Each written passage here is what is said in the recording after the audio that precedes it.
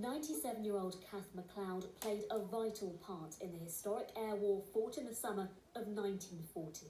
She was a veteran of the plotting rooms, responsible for watching the tiny dots on her screen and feeding the information back to command centres.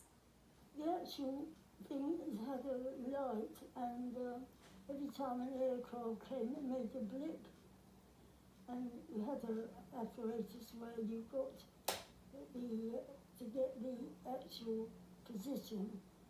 She, like thousands, witnessed how the Battle of Britain took its toll. You know, when we had a big raid, for instance, to see a 1,000-bomber raid on the radar screen is quite something. You know, that's a bit frightening. They'd been expecting it for days, the final mass attack by Hitler's men ahead of an invasion. The men who flew these planes were exhausted. For 2 months, they'd fought and watched many of their friends die. For the spotters and technicians on the ground, they watched as every day they scrambled back into those cockpits and back into the air, not knowing how many of them would return. There is now only one of Winston Churchill's few Battle of Britain pilots left. John Hemingway is 101. It's thanks to him and his comrades that by the end of September the 15th, the tide had turned. The Spitfires and Hurricanes came home.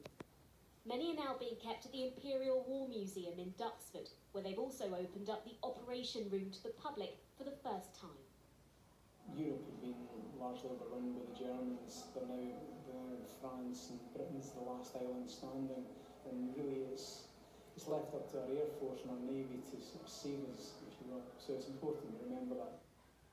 Their Air Force successors are only too aware of their sacrifice. It was a turning point in the Second World War, captured by Churchill's immortal words, "Never in the field of human conflict was so much owed by so many to so few." With those words, he inspired the nation and he caught the attention of the free world.